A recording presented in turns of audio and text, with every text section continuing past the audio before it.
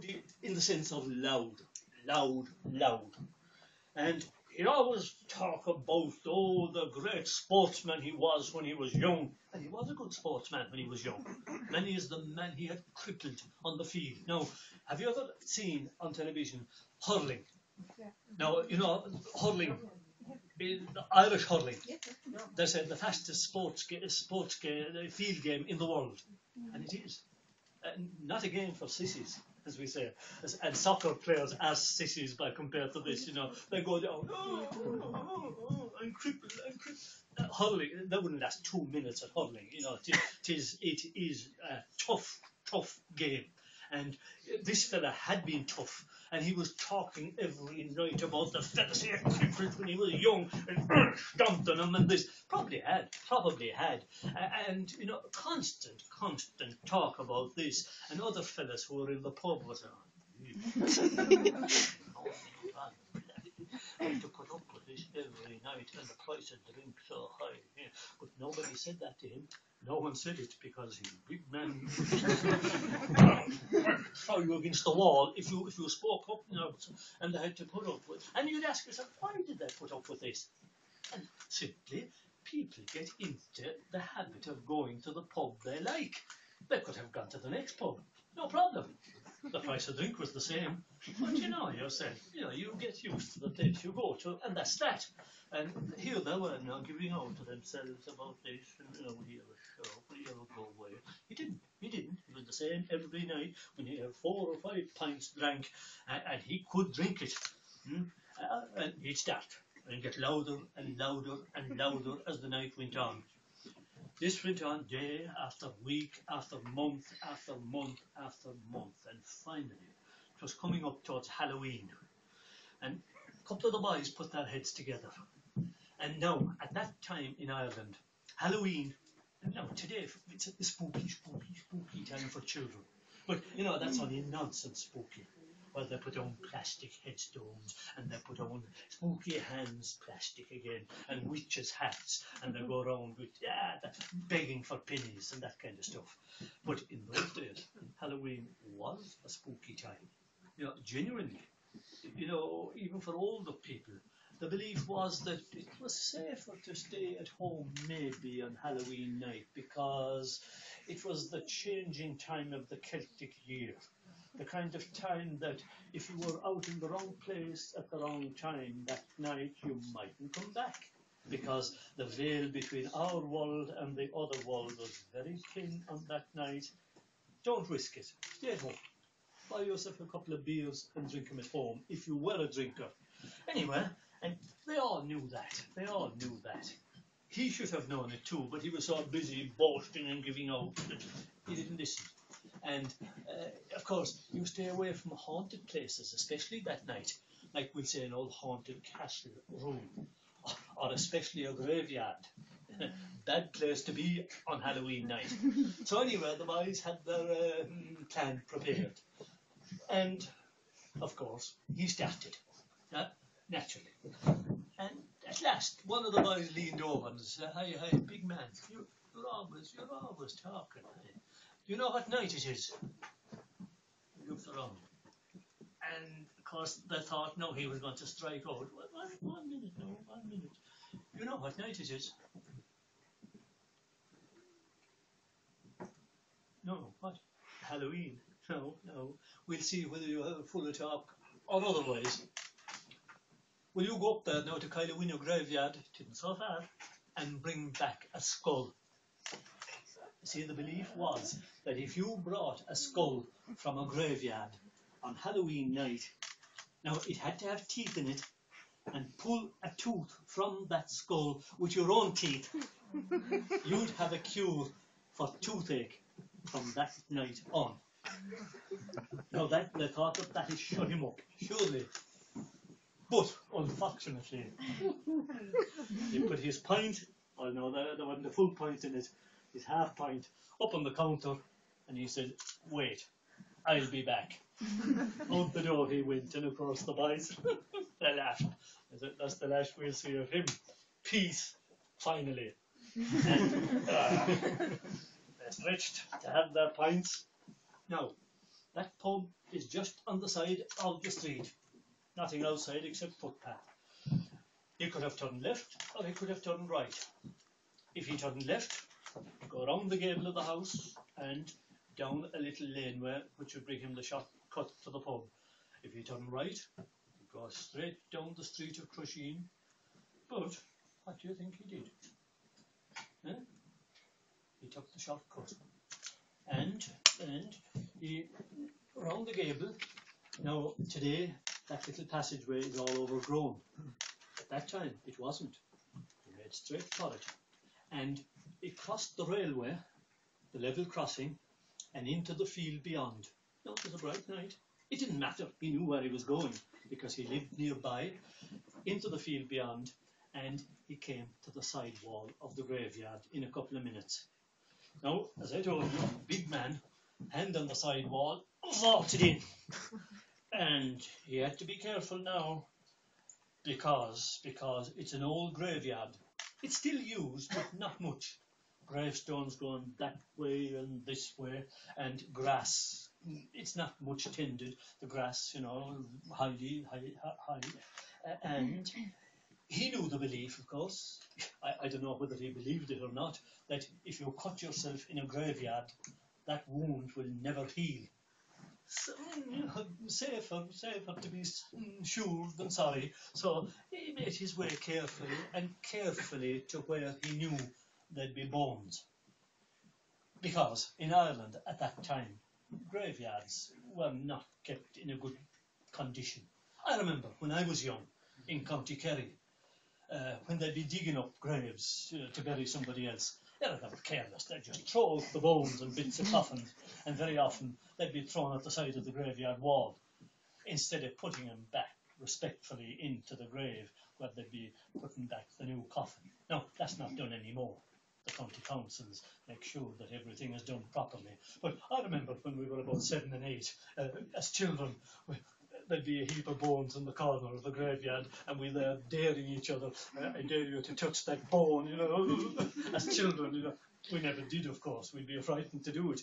But this man, anyway, he knew exactly where the bones would be, because many is the grave he had dug in that graveyard. And so he made his way and found the heap. Now, it was overgrown with briars and a couple of bushes, but he got a bit of a stick and poked around looking for a skull. Pulled one out by one of the eye sockets and looked. Now, the bottom jaw, of course, had dropped off. No teeth in the top jaw.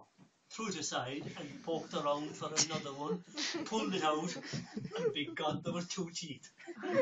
And of course, teeth in a skull, well, they look a lot longer than they will in a living person because the gum is rotted away. Perfect. It was lovely. Stuck it up under his coat, and this time, no out over the wall. He didn't want to damage it. Out the gate of the graveyard, down along the station road, up under the railway bridge and up the street. Listened at the door of the pub. Oh, the boys were enjoying themselves inside without him.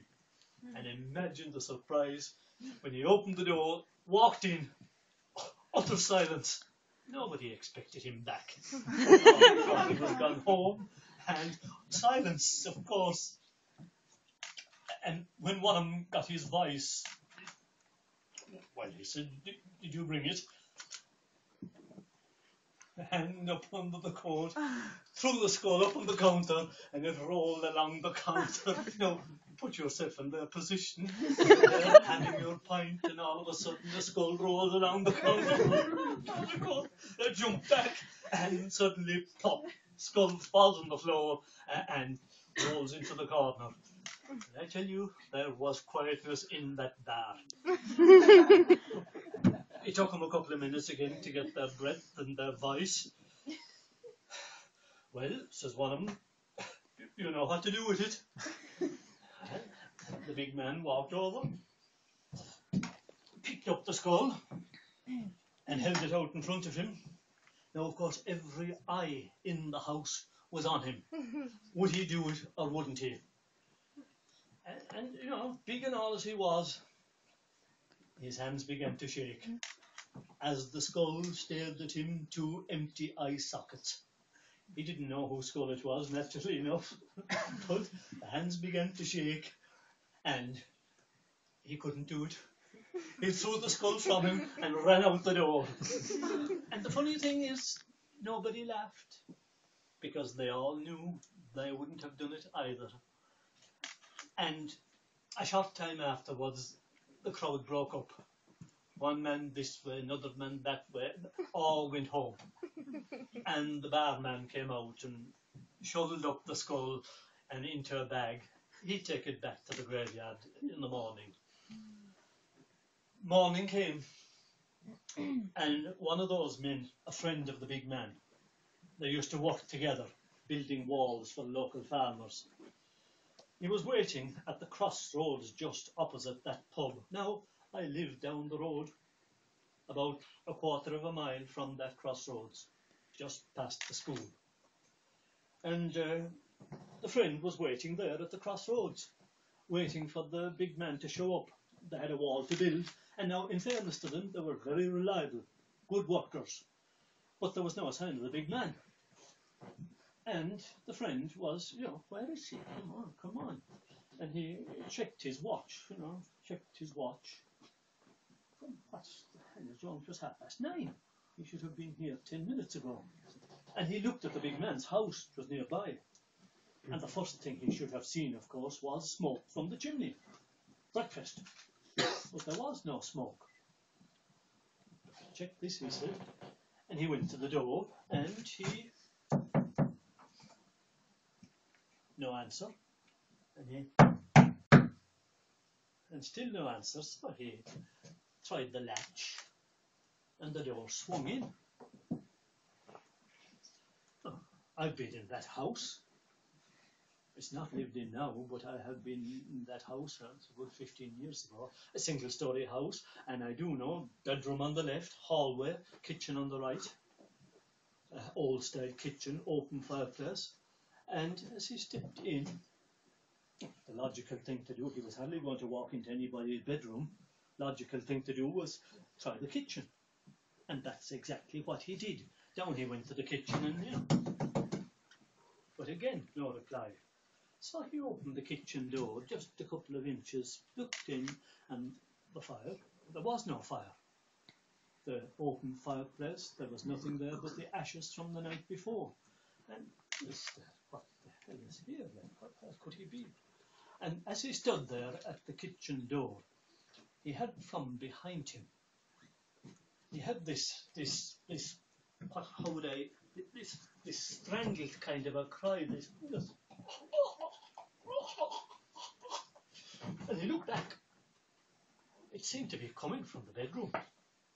So I went back to the bedroom door and listened, and sure enough, it was from the other side of the door. This. He had to check it.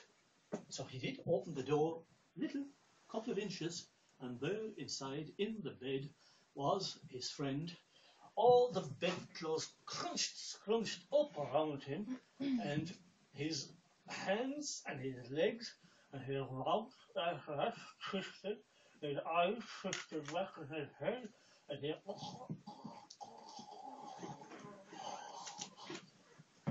All the friend did was out to the shop next door, and he said to the woman behind the till, he said, ring the doctor, ring the doctor. And she tried to, will you just ring the doctor, quick? The doctor was phoned for. Doctor was there within 10-15 minutes with his bag. They pointed out where. The doctor went in, had a look. Holy God Almighty, he says, what happened to him? We don't know, doctor. We thought you might be able to do something. All the doctor did was phone for the ambulance from Ennis Hospital. Ambulance came, took him into the emergency department. I suppose they must have done what they could there for him. That's what they're there for. But within 3 days, that man was dead. Big, strong, healthy man. They were all shocked. They brought him home anyway for the wake and for the funeral, and he was buried. But after the burial, they came back into the pub. Not to get drunk or anything like that, of course, but just to talk among each other, as you would have at any funeral in Ireland anyway. Just have a drink for the road, and in this case, more to talk, shock. What happened? How could this happen? And they were in the pub, gathered around the fire, mostly silent rather than talking, when there was a voice from the corner behind them, and it said, "Lads, you did a mighty bad deed when you invited him up there to Kylawinna graveyard." And they looked back, and it was an old man of the parish that they knew very well. One of them said, "What do you mean? What are you talking about?" He said, "Don't you know the old belief about Halloween and graveyards? You thought you were being funny, did you? What are you talking about?" And he says, "Just in case your parents never told you, I'll tell you." He says, "If you go into a graveyard on Halloween night and bring a skull out of it and pull the teeth out of that skull with your own teeth, fine. You will have a cure for toothache from that day on. But if you go into a graveyard on Halloween night and bring a skull out of it and don't pull the tooth out of it with your own teeth, from that night on, you'll have every pain of every person that was ever buried in that graveyard." And that obviously was what happened, poor man. And that's what killed him within 3 days, because God only knows how many people with pains in their teeth that were buried in that graveyard. So, if any of you are tempted to have fun like that on Halloween night, think again. It might save your life.